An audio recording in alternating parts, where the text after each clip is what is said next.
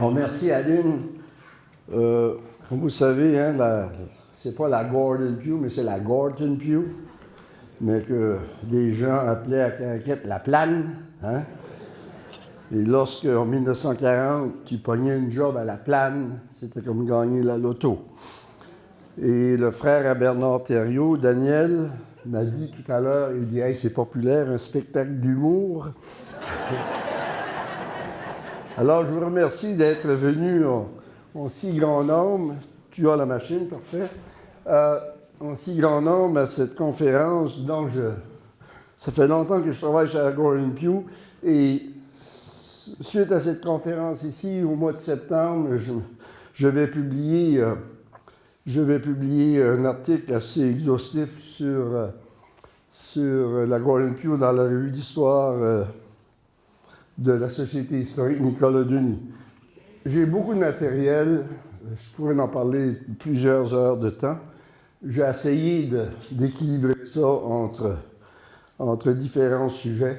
Alors, la Gordon Pugh, c'est une très vieille compagnie, c'est une des plus vieilles compagnies de poissons aux États-Unis.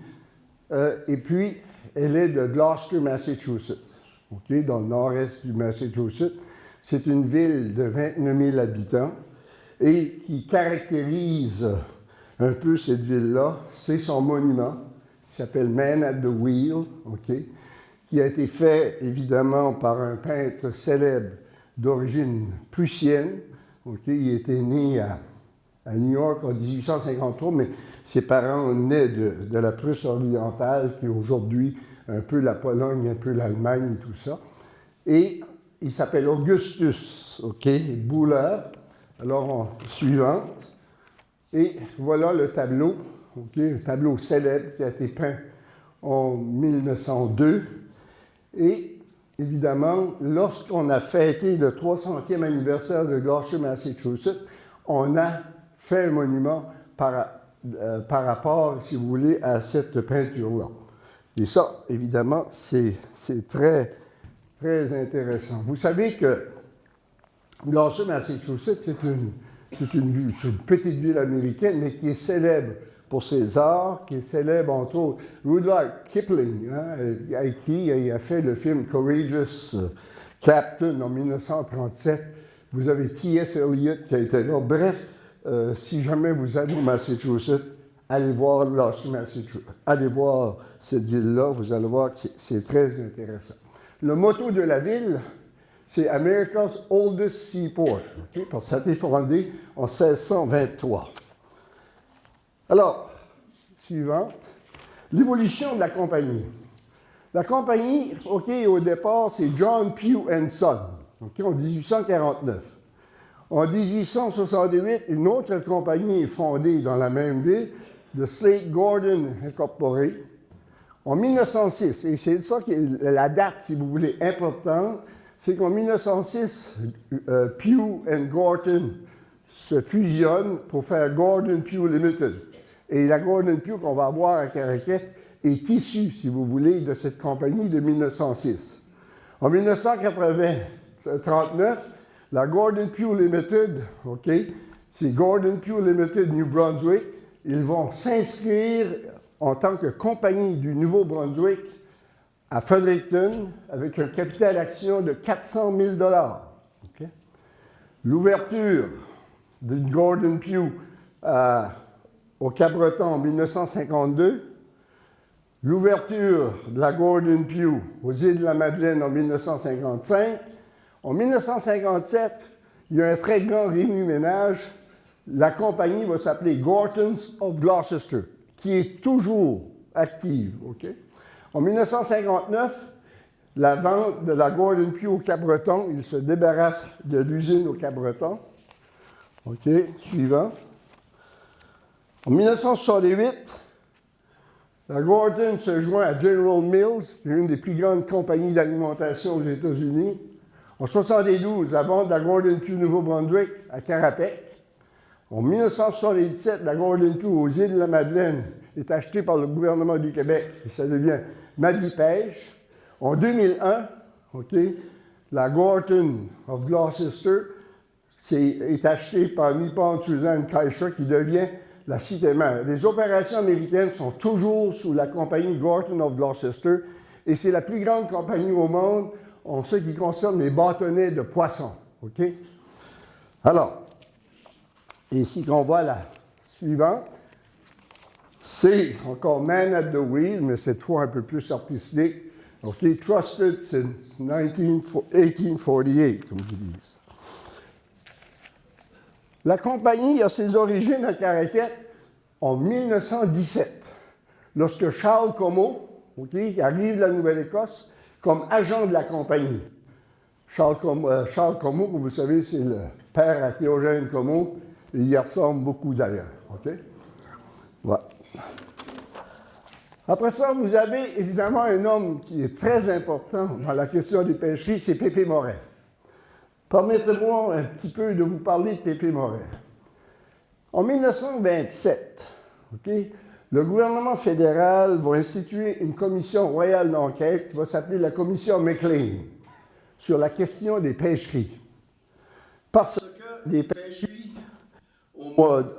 après la Première Guerre mondiale et surtout à la veille de la Grande Dépression en 1929, toutes les communautés de pêche sont dans une misère incroyable.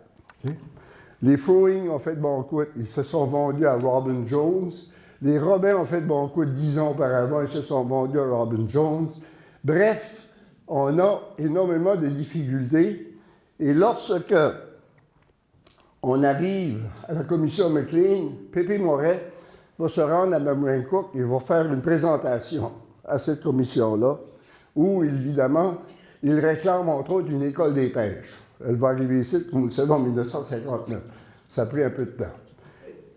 Et il s'interroge beaucoup à partir des années 30, parce que là, les années 30, Robin Jones et Whitman, puis toutes ces compagnies-là, ils sont un peu en difficulté financière.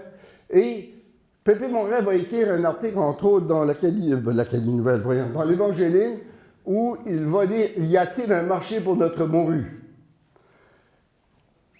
Parce que les compagnies contrôlent, OK? Et c'est ça qu'il faut retenir, contrôlent les pêcheries par rapport au sel. Si tu n'as pas de sel, tu ne peux pas tout manger la morue que tu pêches. Alors, c'est ces compagnies-là qui te fournissent le sel. Et en 1929, Jean Robichaud, okay, le père à Édouard Robichaud, qui est député fédéral à l'époque, va partir une association où que 600 pêcheurs de la péninsule acadienne vont se joindre, la première association des pêcheurs.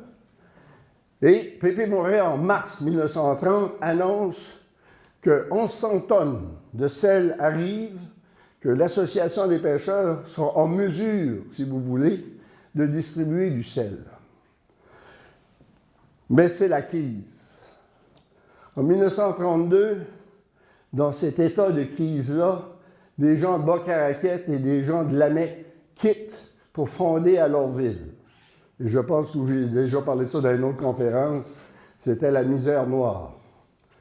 En 1936, on fonde Saint-Sauveur. On est dans la grosse misère. Et là, évidemment, on a le mouvement coopératif acadien avec une première caisse populaire en 1936, qui suit 37, 39 un peu partout. On essaye des solutions. Et l'une des solutions, évidemment, c'est d'essayer d'avoir une usine qui pourrait, si vous voulez, faire compétition puis donner un débouché à notre produit. Alors, le promoteur du projet, l'un des principaux promoteurs du projet, c'est FTB Young, okay, que vous voyez là. Le petit gars que vous voyez en bas, c'est Freddie Young, qui a été député de Caraquette pendant jusqu'en 1960. Et la fille, c'est Nellie, qui était la plus vieille chez FTB Young. Et vous avez là, évidemment, sa femme, qui était une Carmen, qui venait de Fredericton. Alors, il va être le promoteur, et dès 1936, à la législature du Nouveau-Brunswick, on parle d'essayer d'avoir une usine de poissons. Et les choses vont assez bien, OK? lorsque le gouvernement va annoncer, en 1938, qu'ils sont pour ce projet-là, d'une usine. Ils ont contacté une compagnie américaine qui s'appelle Gorton Pugh, et les gouvernements fédéral et provincial s'engagent à payer 75% du coût de l'usine. 150 000 du gouvernement provincial et 100 000 du gouvernement fédéral. Aujourd'hui, ça veut dire à peu près 4 millions de dollars. Plus, évidemment, la compagnie, elle, s'est incorporée avec un capital action de 400 000 dollars. Faut que tu multiplies par 8, par rapport au coût d'aujourd'hui. Et on va, évidemment, annoncer l'usine. La situation difficile de nos pêcheurs acadiens, comté de Gloucester, c'est un article de 1937. Big modern quick freezing plant will be established in Caraquet. C'était toute une histoire. On allait geler du poisson, fini le sel, malgré qu'ils vont faire du sel jusqu'en 1964 dans cette usine-là aussi. Alors, encore une autre annonce, usine pour la préparation du poisson à Caraquet, le 27 juillet 1939, Rapid Progress on Caraquet Plant, toujours en 1939. Et là, vous avez l'ouverture officielle, qui est prévue pour avril. Mais ça ne va pas bien. Parce que, en avril, des inspecteurs du fédéral vont venir évaluer les travaux et ils disent ceci, et je vous lis le rapport, qui est un rapport de comité à Ottawa. The next point was, the first cement floor is a disgraceful job, and does not provide enough slope to evacuate water.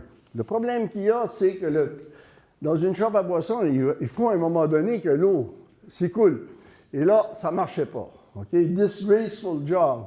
Et ça va retarder, évidemment, les travaux.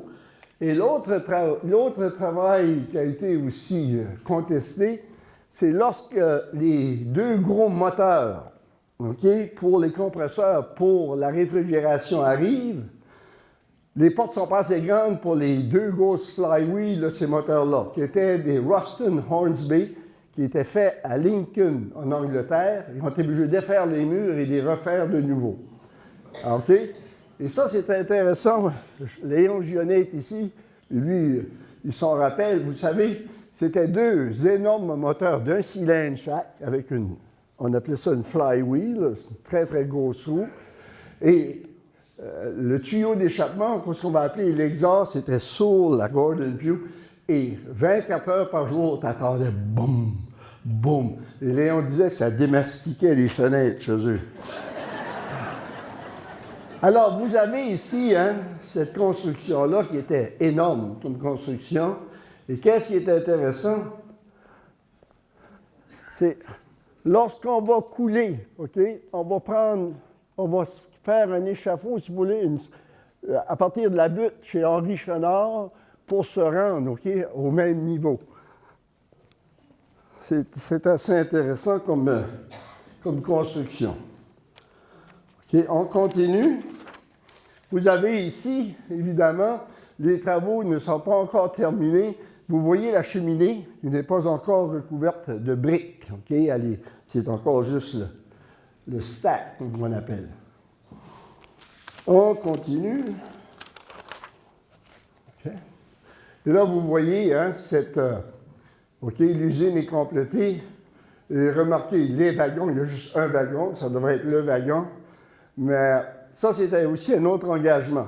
C'est qu'avec la venue de la Gorton Pugh, les gouvernements s'engageaient évidemment à des sommes d'argent importantes et le CN s'engageait, lui, à faire ce qu'on appelle un spur extension jusqu'à la Gordon Pugh à partir du chemin de fer qui passait un peu plus haut. On continue.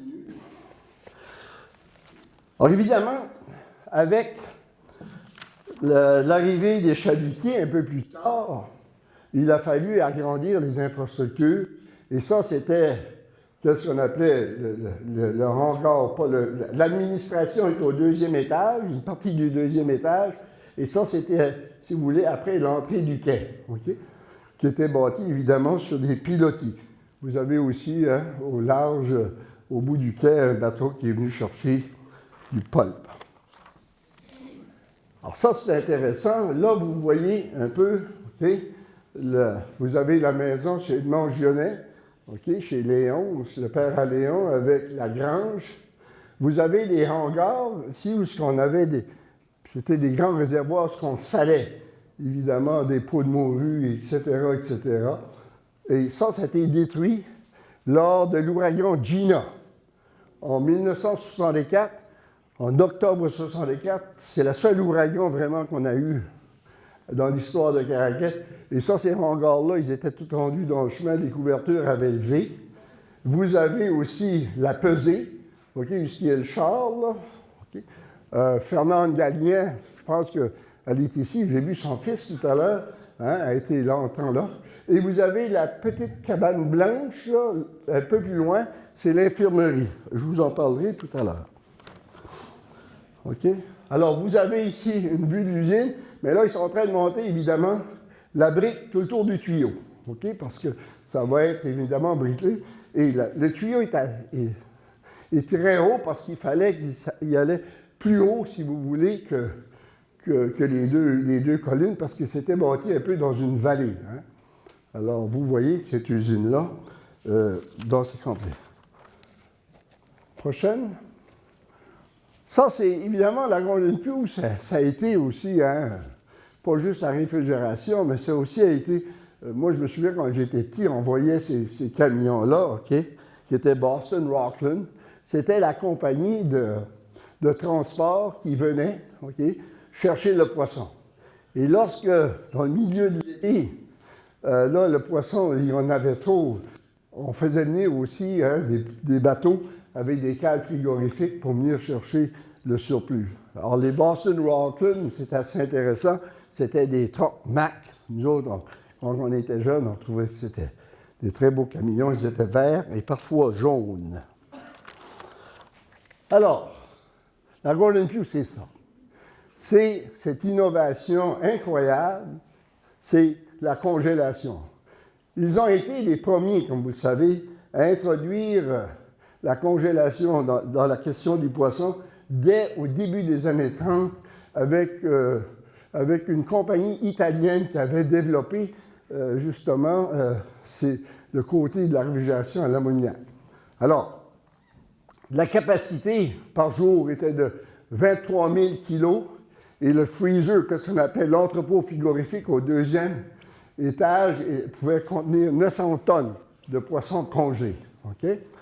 Alors, c'était évidemment, tout le système était produit par une compagnie de Lincoln en Grande-Bretagne, qui était des Ruston Hornsby. Si vous allez sur Internet, vous allez voir de ces gros moteurs-là qui marchent encore. Et puis, c'était distribué par Stairs, Son & Monroe de Halifax. Et c'était évidemment quelque chose qui allait remplacer le sel. Alors là, c'est très intéressant. C'est la photo de l'ouverture. Okay? L'ouverture, okay, où que tout le grand personnel est descendu. Je peux-tu emporter ça avec moi? Oui. Bon. Je vais vous introduire quelques-uns. Là, j'ai pas tous les noms, hein? Mais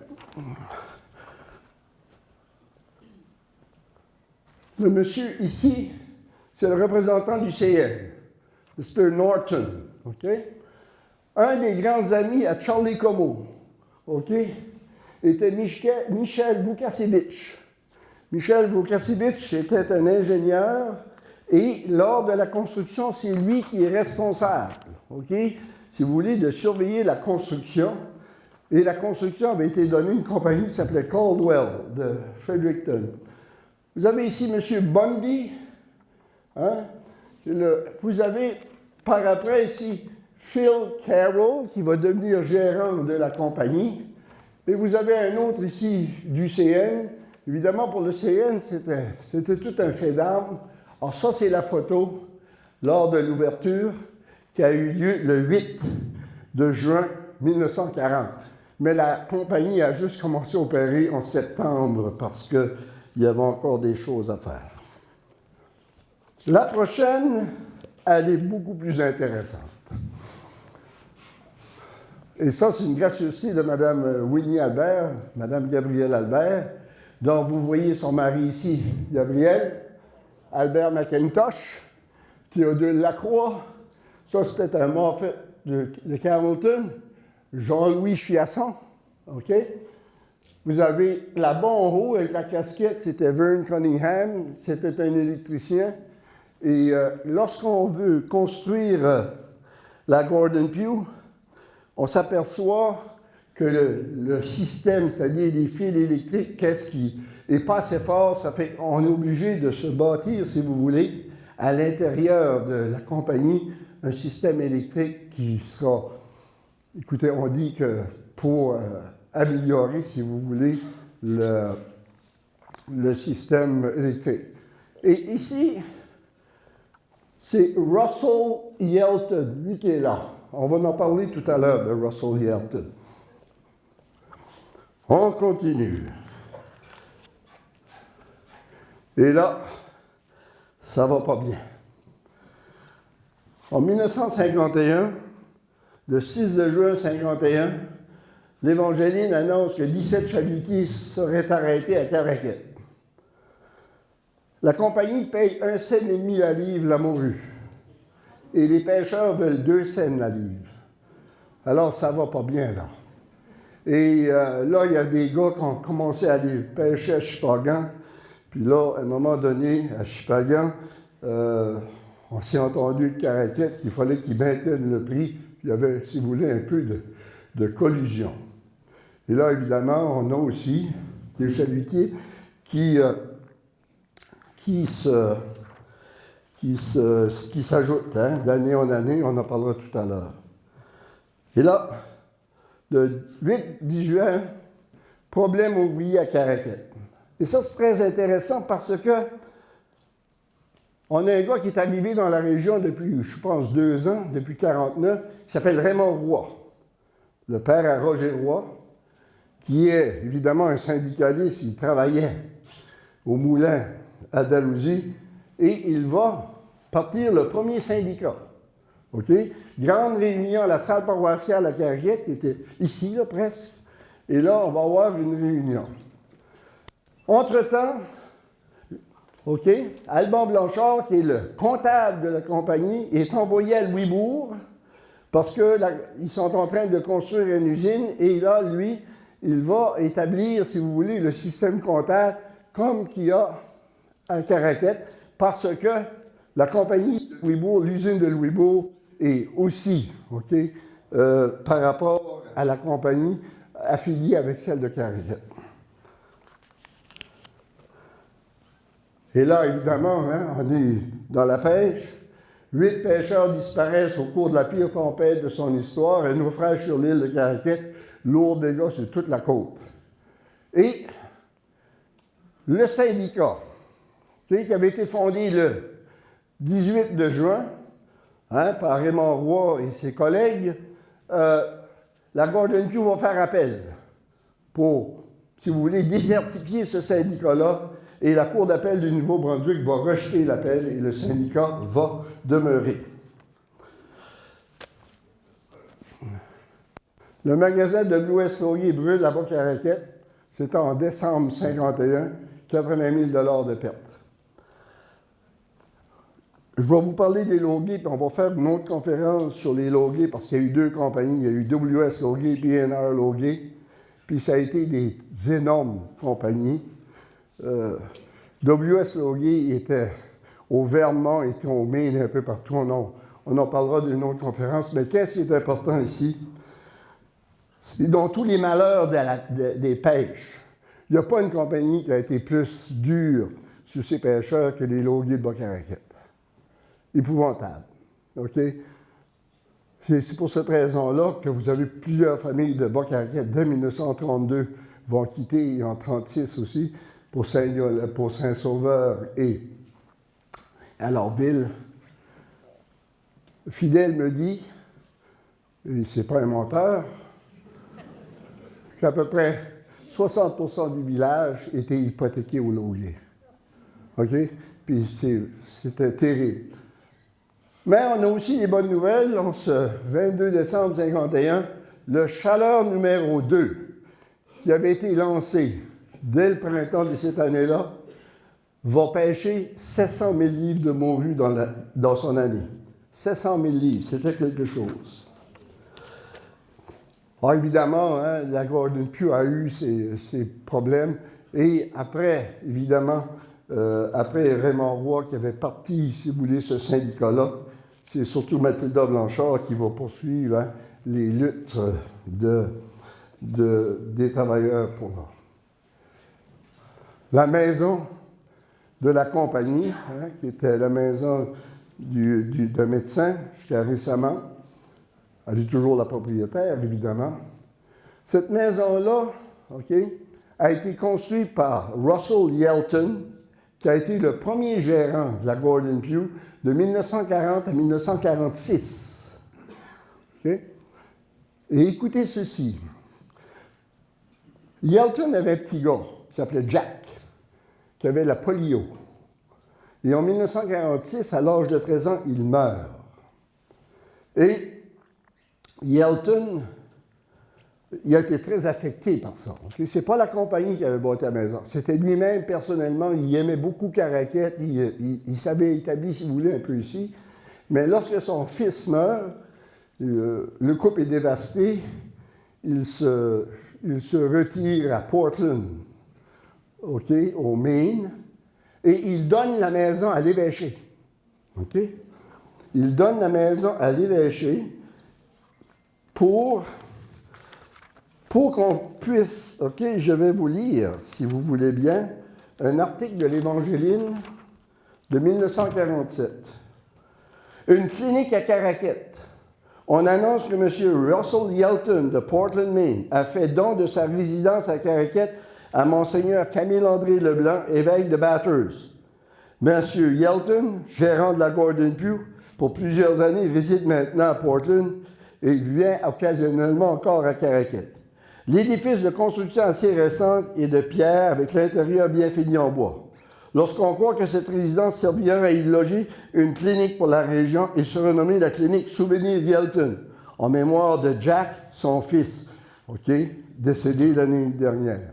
Les religieuses de l'hôpital Saint-Joseph seront tout probablement appelés à diriger cette clinique. Ça n'a pas marché et l'évêché va vendre la maison à petit prix à la compagnie Nouveau. OK. Alors, lorsque Yelton se retire, c'est Phil Carroll qui prend la gérance. Alors, Phil Carroll était un très grand monsieur. Donna Lacroix a peut-être joué au baseball avec lui, mais c'était un excellent pitcher au baseball. Un grand partisan des Red Sox de Boston. Et, évidemment, il joue pour Caraquette. Okay? Et lorsqu'il parle à ses amis de Boston et d'ailleurs, parce qu'à tous les printemps, il allait au camp d'entraînement des Red Sox en Floride, il disait « I'm playing for the Caraquette Fence Busters. Okay? » Et en 1955, il démissionne.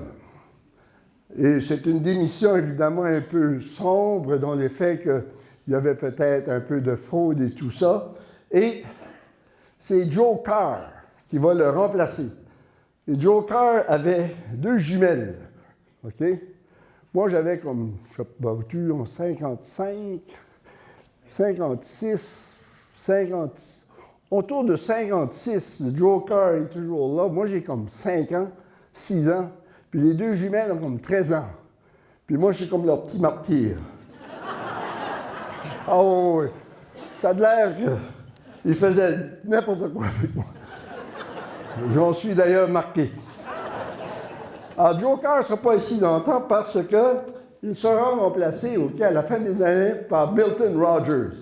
Et Milton Rogers était un homme très bon vivant qui a été gérant, qui a été le dernier gérant américain. Et ça, c'est lors de sa retraite. On lui avait remis une télévision. Son épouse s'appelait Kay. OK? Et Rogers, c'est intéressant parce qu'à la Halloween, il fallait y aller à la maison parce que les Américains, à la Halloween, c'était quelque chose. On était sûr d'avoir des bonbons et tout ça. Ouais. Alors, durant la guerre, c'est très intéressant ici de comprendre que lorsque la Gordon Pugh ouvre ses portes, la guerre éclate. Hein? La guerre a éclaté entre-temps et c'est un peu difficile. Et, comme vous savez, la Gordon Pugh, au-delà du Massachusetts, avait des chalutiers hein, depuis les années 20, des chalutiers à vapeur. Nous, ici, on n'avait que des goélettes. Alors, on va avoir une tentative de construction, une compagnie qui s'appelait la North Shore Fisheries, qui va bâtir quelques goélettes, des longliners. On a peu d'informations sur cette compagnie-là. On sait par ailleurs que Jérôme Albert avait bâti une ou deux goélettes qui étaient des plus grosses goélettes qu'on avait. Mais il fallait attendre après la guerre. C'est pour cette raison-là qu'il y a très peu d'employés durant la guerre. Ça, c'est une photo qui date de 1944. Mais, au fil des ans, comme vous voyez, ça se modernise. On est beaucoup plus, hein, avec les chalutiers qui est arrivé. Et ici, nous avons, dans les dernières années, je ne sais pas si vous les connaissez, mais je vais vous donner un nom. Ça, c'est la femme à Silvio Blanchard. OK? Puis là, je vous laisse deviner qui ils sont. OK? Alors, et ça, c'est pareil. Hein? Beaucoup de monde travaillait à la Gordon Pugh pour très, très longtemps. Alors, au début, si on regarde les filetteurs maintenant, hein, c'était assez rudimentaire, évidemment, mais on n'avait pas les volumes. Et lorsque on va, puis regardez, le chapeau sur la tête, le casque, la pipe, hein? Il n'y a pas la bouteille de gin sur le coin de la table, puis c'est tout, là. Hein? On est. Puis là, à un moment donné, avec la modernisation, vous voyez que là, c'est les petits chapeaux et tout ça. Je vous ferai remarquer le pilier qui est là. OK? Si vous allez dans la Gordon Pugh, vous verrez que ce n'est pas des petits piliers, okay? Ce n'est pas des petits poteaux, c'est énorme, parce que la Gordon Pugh a été bâtie sur une prée. Okay? On a été obligé de faire des caissons puis de couler du ciment très creux. Il n'y a pas de sous-sol dans la Gordon Pugh. Moi. Bon. Évidemment, ça fait partie du folklore. On verra. OK. Vous avez ici, OK, Mme Madison, OK, la femme à Eddie Madison. Eddie Madison était un enfant qui venait de la Miramichi. Enfant illégitime, pas de père, on ne sait pas trop. Il a été élevé à Pocmouche. Et sa femme était de Saint-Simon. Et elle va être avec Joséphine Albert, OK, qui est Mme Harry Reeve, elle va marier Harry Reeve. Ils vont être les deux infirmières, OK, de la Gordon Pugh. Parce que ça, c'est très intéressant, on parle du folklore ici. C'est qu'on avait des gens qui venaient de Maisonnette, Longeleu, tout ça, une couple, et ils travaillaient à Gordon Pugh l'été et ils restaient dans des petits shacks comme ça sur le bord de la côte, dont un s'appelait Placide Godin. Je pense que c'était Placide Godin. Léon Gionnet, c'est-tu Placide? Hein? Ouais, Placide. Le grand Placide, qui allait voir une madame, là, pas loin en arrière. Oui, oui. Alors, c'était quelque chose. Puis il y avait à côté un autre, on l'appelait M. Donut, je ne sais pas qui c'était. Alors, on continue. C'est la photo ici de la salle d'opération, OK, à Tracadie. Et je vous explique. Le 15 juin 1941, la Gordon Pugh va vivre sa première grosse accident. Théodule Lacroix se prend la jambe dans le convoyeur du moulin à farine à poisson, du fish meal. Et le convoyeur, le convoyeur, à l'époque, c'était c'était comme une grosse vis, OK? Un screw. Alors, on est le 15 de juin, il est 1h30 de l'après-midi, puis Théodule Lacroix a la jambe prise là-dedans, là, jusqu'en haut du genou, puis il faut le sortir là-dedans. On lui a mis une ceinture dans les dents, puis on l'a arraché littéralement, OK? J'ai jamais perdu connaissance. On me dit qu'il avait bu un gin, peut-être. Hein? Un mug de rhum. On le met donc derrière d'un camion et on l'emporte à Tracadie, où on va, évidemment, lui amputer que ce qui reste, lui faire un moignon. Et c'était le docteur Robichaud qui n'était pas orthopédiste, mais il a fait une super job. Et le 15 février suivant, en 1942, là, il va recevoir sa jambe artificielle. OK? Et c'est suite à ça que nous allons voir l'infirmerie qui sera bâtie à la Gordon Pugh avec nos deux madames qu'on voit ici. Quelques personnes, on continue.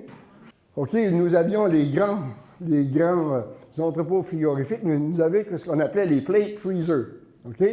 Où on faisait congeler dans des pannes, là, des boîtes de 2, puis de 3, puis de 4 livres, okay, de filets. Et ça, c'est Aubert Boudreau, qu'on a bien connu. Suivante. Lionel Poirier. Hein? Il y avait deux Lionel sur les tracteurs. Il y avait Lionel Poirier puis Lionel Doiron. Alors, Lionel Poirier, lorsque la Carapro devient propriétaire en 1972, il est le plus vieil employé. Okay? Il avait été embauché le 8 de juin 1950. OK, on continue. Henry Lamica. Ça, Henry Lamica, c'était tout un personnage. Il était le beau-frère à Léo Foulem. À Léopold Foulem, le Colisée Léopold Foulem. Il était marié avec sa sœur. C'était un Italien de New York. Il y avait deux filles qui ont venu à l'école avec nous. Il y avait Yvonne et Nadia. OK? Et le samedi, ils vendaient l'Allopolis. Tu allais à la Gordon Pugh, puis il y avait ses Allopolis, ils vendaient l'Allopolis, OK? Puis là, il y a une pipe, mais d'habitude, c'est un cigare. Willie Chiasson, le chef de la côte, OK? Ça, c'était tout un personnage aussi.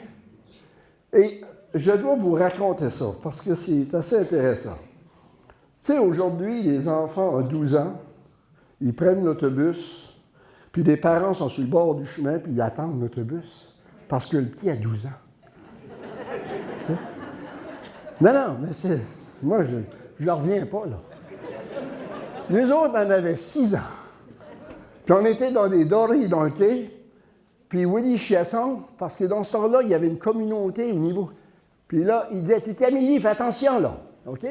On dirait qu'il surveillait. Il travaillait là, mais il avait toujours un œil sur ce qui se passait. Alors ça, c'est Willie Chiasson qui a travaillé très longtemps là. On continue. Augustin Chiasson, évidemment, qui était pêcheur. Là, on est en train de glacer un bateau. On continue. La Gordon Pugh, en 1957, le gérant est Milton Rogers. Il a remplacé chose. L'assistant gérant est Gabriel Albert. Le contrôleur est Alban Blanchard. Le chef comptable est Germaine Archer. L'assistant Xavier Cormier, qui va aussi devenir plus haut dans la compagnie. Préposé au règlement des pêcheurs, Annette Lantaigne, Archer. Préposé à la paye, les switchboards, Christine Dionnet. Et la maintenance, c'est Jean Blanchard. Jean Blanchard va quitter lorsque la ville va l'embaucher comme... Et pendant plusieurs... Pas tout de suite. Pendant plusieurs années, la Gordon Pugh paye en cash, toujours en cash. Et je parlais à Mme Archer il y a quelques années passées, puis Betty O'Neill qui a travaillé là aussi, mais, OK? Il faisait la paye le mercredi. Et là, il allait à la banque. Au début, c'était à Batters, après ça à Caraquette. Puis là, il disait, on a besoin de 625 cents. 422 cents noirs. Et puis là, tu avais une petite enveloppe et tout était marqué dessus. OK? C'était comme ça que ça marchait. Puis là, Betty O'Neill me disait récemment, qu'une fois, ça ne balançait pas de 20 piastres, puis on était obligé de tout compter des enveloppes de nouveau. C'était vraiment un système incroyable. On continue. Ça, c'est 3 pages. Okay? J'en ai juste mis un ici, là. Mais c'est les règlements de Phil Carroll. Lorsque Phil Carroll devient gérant, en 1947, parce qu'il était toujours alentour, lui, là, okay, il va envoyer une lettre à tous les employés, écrit en anglais, évidemment. Et là, il dit ceci, hein. It is well known by myself that particularly in the fall of the year, it is necessary for several of the employees, employed to own their own home, to take a few days off for digging potatoes, fixing the houses, etc., etc. I do not mind granting such days off on request. However, it will be necessary that those days will be regarded as time off without pay. OK? Le 10e règlement, je ne disais pas. Le 10e règlement, il dit ceci. J'ai remarqué qu'il y a beaucoup de jalousie entre les employés des différents secteurs.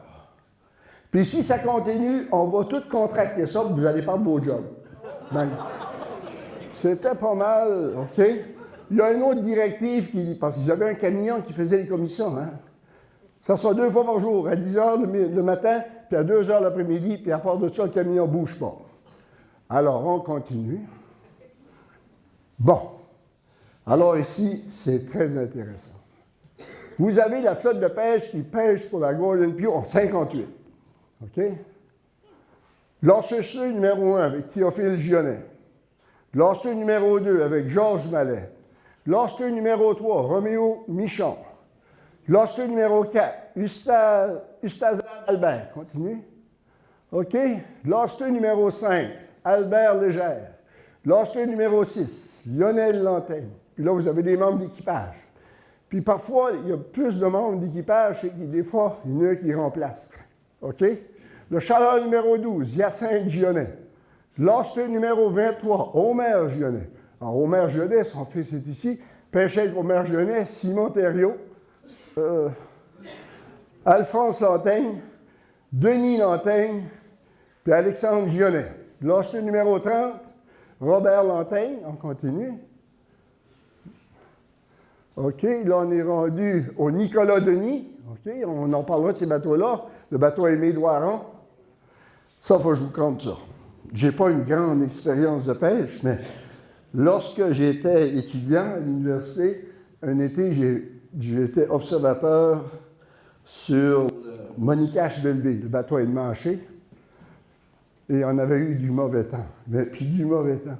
Puis Aimé Doiron était à la roue une nuit. Moi, j'étais dans les vapes, là. Puis Aimé Doiron est assis, les 2 pieds dans la roue, il gouvernait avec les pieds. Puis il disait « Fends-toi le cul, mon fils de Nourdet, on va t'en voir. » OK. Lémirion, OK. Augustin Chiasson, on l'a vu tout à l'heure, on l'appelait Augustin Chiasson. Le Dorothée Rosalie, hein, qui était un plus gros bateau, lui. Il avait comme 69 pieds, il avait été bâti à Shamcook, OK. Le Dorothée Rosalie, le Louisiane, OK, qui était Edmond Paulin, mais c'est Léo Paulin qui devrait être là. Le Grand Pré, OK, Philippe Lantaigne, avec Lazare Lantaigne, Henri Legère, Exis Gionnet, puis Raoul Gionnet, l'île Saint-Louis. Et après ça, on continue. Oh, il y en a encore, OK. Et là, nous avons le Saint-Pierre de Caraquette, Lazare Mainville, OK, pêchait de Lazare Mainville, Charles Mainville, Gabriel Mainville, Albert Mainville, puis Simon Gallien. Le Chaleur numéro 9, Michel Lantaigne. Le Beau Séjour, OK, avec Henri Poirier. Henri Poirier montait son bateau, lui, au quai, jusqu'à le carrefour de la mer, là, il y a le petit ruisseau qu'il y a là, il montait là des fois. OK, le Chaleur numéro 4, c'est Julien Gionnet, le Beau Séjour. L'Orchard numéro 29, l'Orchard numéro 34. On continue. Et là, vous avez les côtiers. Hein, tous les côtiers, mais là, on n'a pas les hommes d'équipage. On a tous les noms des côtiers en ordre alphabétique. Il y en avait beaucoup, évidemment. Bon, on continue. Et la reine de l'Acadie. Ça sera pas long. Bon.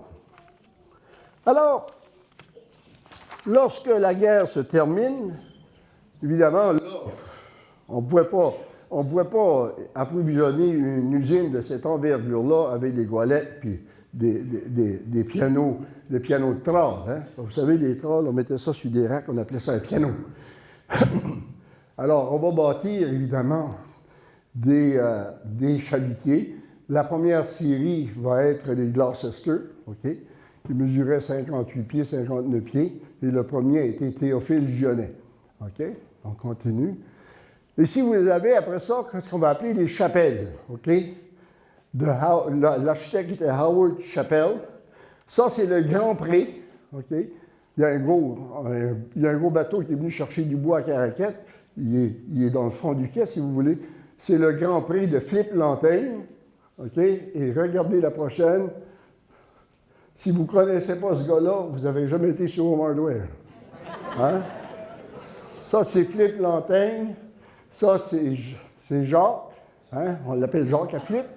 OK? Le beau-frère qui restait aux États-Unis, ça, c'est Albert Junior. OK? Et vous avez le reste des gens ici, mais c'est une très belle photo, OK, des membres de l'équipage, OK, du Grand Prix.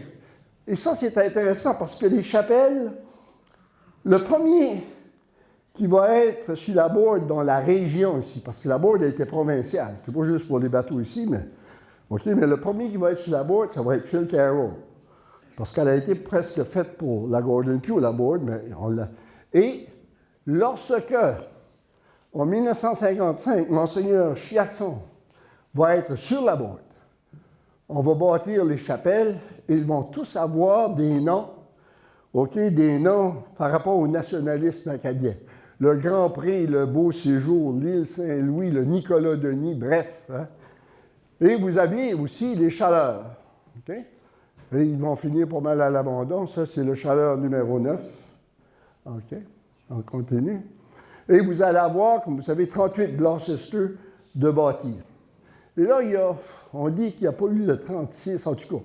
Moi, j'en rentre 38, mais il n'y en a peut-être juste eu 37. OK? Et là, évidemment, nous avons des bateaux. Là, c'en est un, mais il n'est pas fini. Hein? Il n'est pas fini. On finit, si tu veux, à l'eau. Vous remarquez le treuil, OK, qui est un Hathaway, sur le côté. Je pense que le premier bateau qui a eu un treuil devant la cabine, c'est lui à Lazare-Mainville, le Saint-Pierre de Caraquette.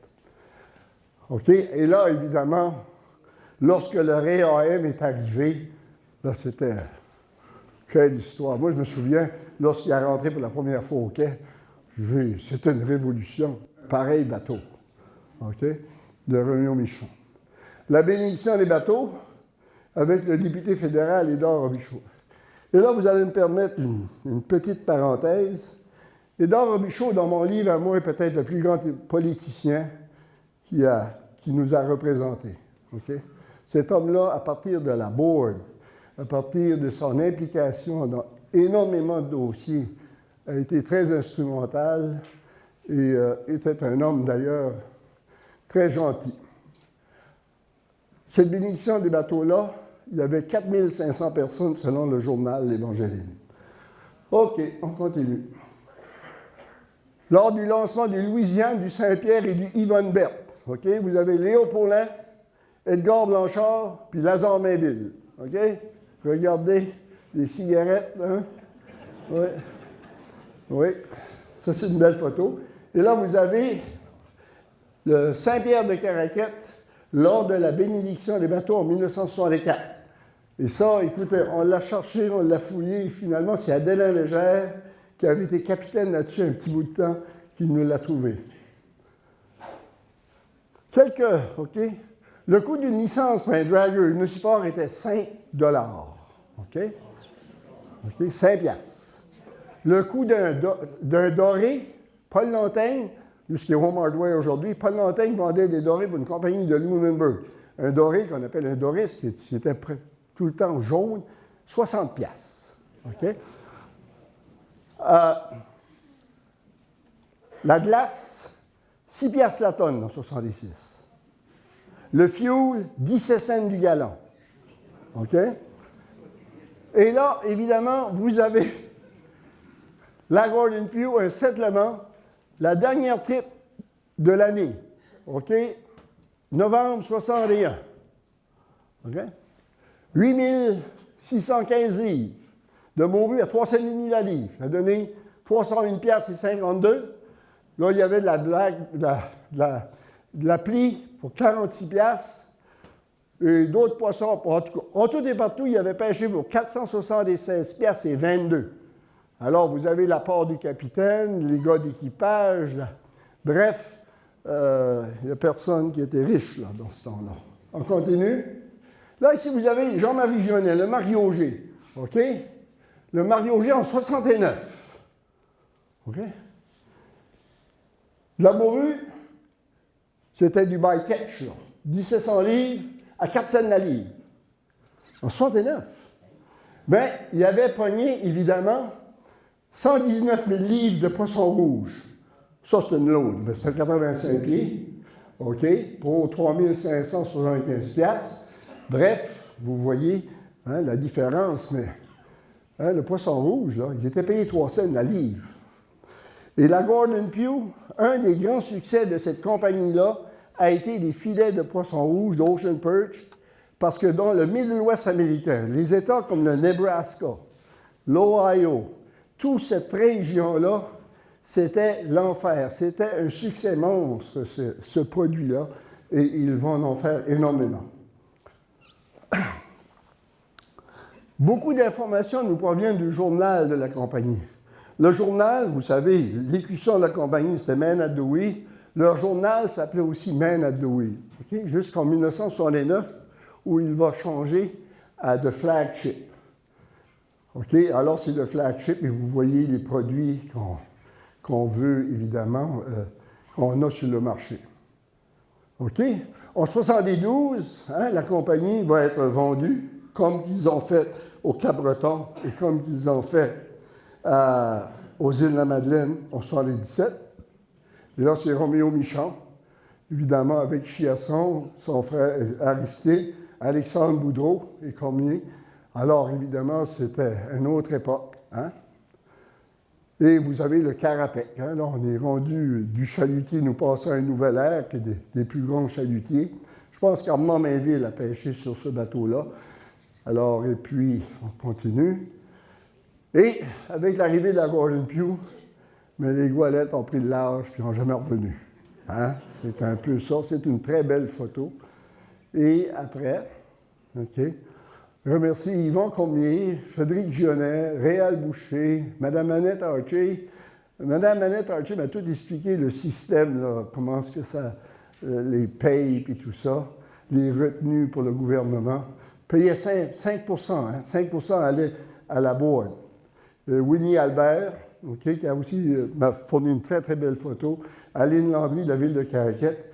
Je ne veux pas oublier aussi Fidèle, qui m'aide toujours dans ces tâches-là. Et j'hésite, mais je vais le faire.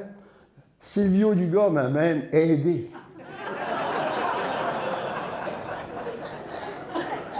Connaissance assez limitée, mais tout de même. Okay? Parce que j'aimerais terminer avec ceci. J'aimerais terminer avec ceci, si vous commencez. J'ai le registre, okay, des bateaux de la bourse. Okay? Je vais vous donner un exemple. Le Grand Prix de Philippe Lantaigne, okay, a coûté 46 800 $ en 1955. OK? Bateau de 57 tonnes. Il avait reçu un subside de 2 500 $.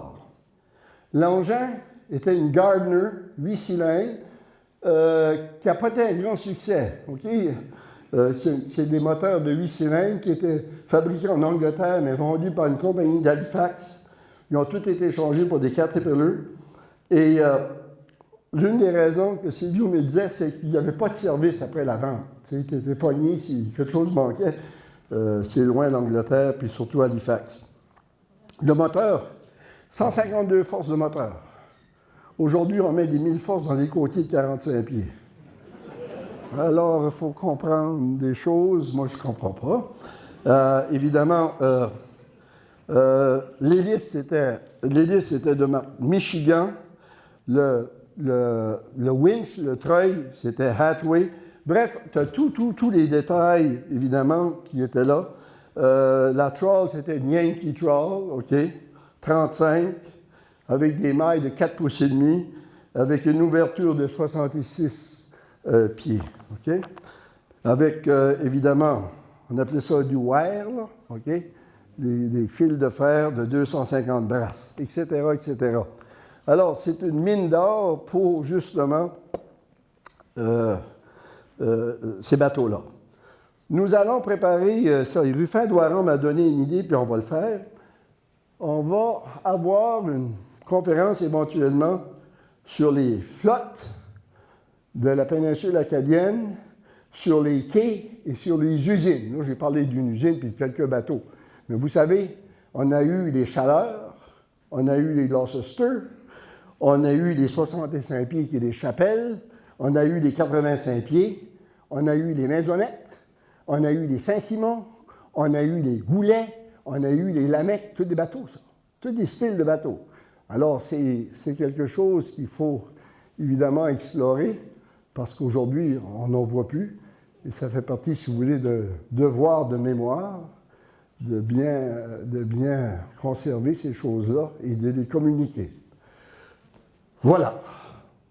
C'est pas pire, hein? Bon. Alors...